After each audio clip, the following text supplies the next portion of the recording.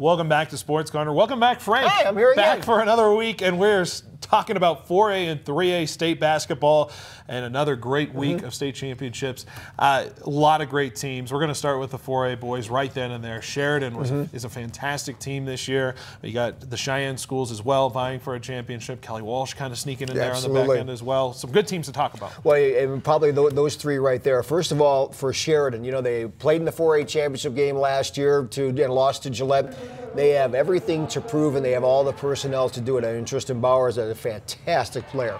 I think Gus Wright is a guy who's tall and he's athletic, and he can just dominate if he decides to do so. And more often than not, he does. And then you have Parker Christensen, the guy who's going to go play football at Wyoming. A lot of these guys from the football team plus Gus Wright make Sheridan, I think, the favorite. However, I think the most athletic team in 4A is Cheyenne East. I mean, here's Eric Oliver. He broke the school record in scoring a couple of weeks ago. They got the two McCord boys, Xavier and Demetrius, plus Tanner Muchmore. I mean, I've got a lot of athleticism, and they can score from multiple sources. And here's Kelly Walsh. I think Davian McAdam has been just a scoring machine. He's not the only guy, because there's other folks that chip in 7 points or 6 points, Sage Coventry and those guys, but more often than not, Kelly Walsh will not beat themselves. I think they're very well coached, and they will figure it out. Other than that, I think with those three, and I think you got to factor in Cheyenne Central too. They got, the 6'11" kid, Lawson Lovering. I mean, you're not going to find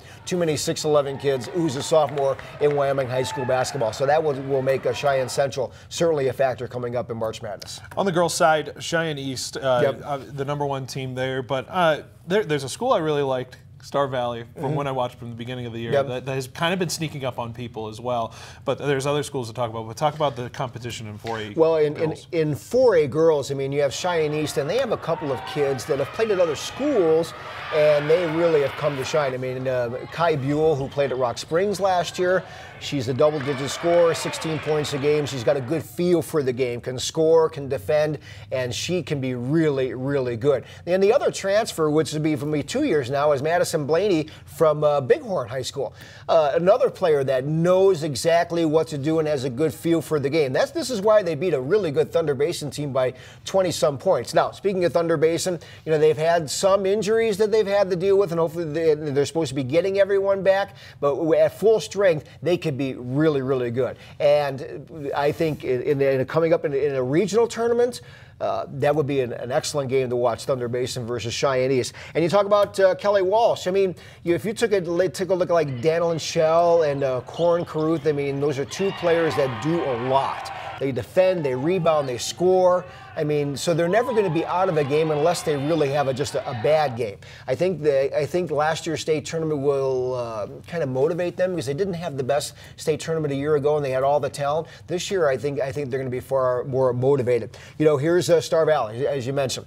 I watched them play against Kelly Walsh, and it was just like they did it like chain link basketball, this to this to this to this.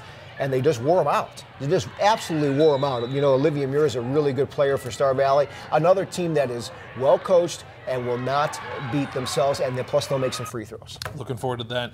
Moving to the 3A boys side, Buffalo, the #1 team, kind of overall throughout the season, did lose a comeback game against Douglas on senior night. That was a good one a couple weeks ago. But 3A boys, it's got some good teams on there. Well, if you look at Buffalo, I mean, last year, I mean, Hayden Peterson was terrific.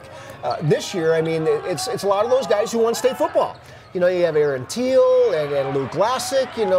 Those guys are good athletes who will figure it out. And that's why the Bison win far more games than they lose, because they have good athletes and they have smart athletes. And they will figure it out, which makes it very, very difficult than everyone else.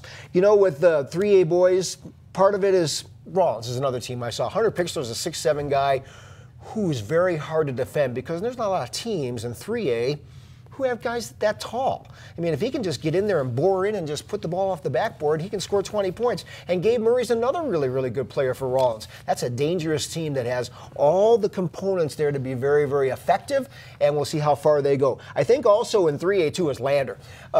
They run up and down the floor. They play an entertaining brand of basketball. They have Antonio Guardo and Black and Spoon Hunter. They're all entertaining, good players. They're worth the price of admission.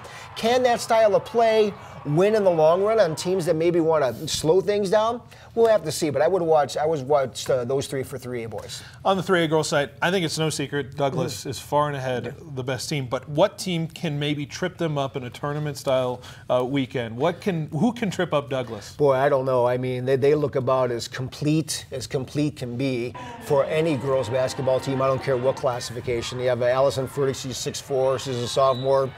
Really just throw the ball into her, and you'll get a quality shot one way or another. Emily Curtis is a double-digit scorer. You have Hayden Rhodes, who makes threes. She defends. I mean, that is about, they have all the ingredients to win.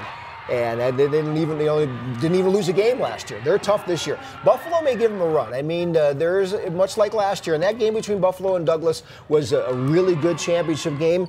I think for Buffalo, you have Caden Davis. She's averaging 17 points a game. She's tough, and they also have some components there too, where you get something from one player and something from another player. Buffalo is going to give Douglas the best run. However, there's Lyman, and that's McKinley Bradshaw, who is going to the University of Wyoming to play. And if you watch Lyman play at all, either this year or last year, you go, look at all the players, and then you watch her. It's an entirely different world because she does everything and does everything well. She's not a one-woman team, but she's a very different player than everyone else. So I would watch for Lyman too. And we go into these tournaments, Frank, what's the most kind of important factor? What's the best chance a team can win? What's the thing they have to have for a better team to win these runs? I think in high school, play some defense. These are high school kids, 16, 17 years old. Get in their grill. Make things difficult on them. I think if you make things difficult for the offensive team in high school basketball, you can go miles with that. Just make it hard on them and do it the whole game. Just don't do it just for fun, because you're going to get results in the fourth quarter. I think defense, and just get in people's grills from the time the game starts to the time the game's finished. You can make hay with that. Looking forward to a very exciting 3A, 4A tournament, state championships. We are wrapping up the winter sports season, and it's going to be an exciting one at the Casper Event Center. Frank, thank you for coming in with us once again. Looking forward to covering the next set of sports when we get to there. But for that, we will go to the break, and we'll be right back with more Sports Corner.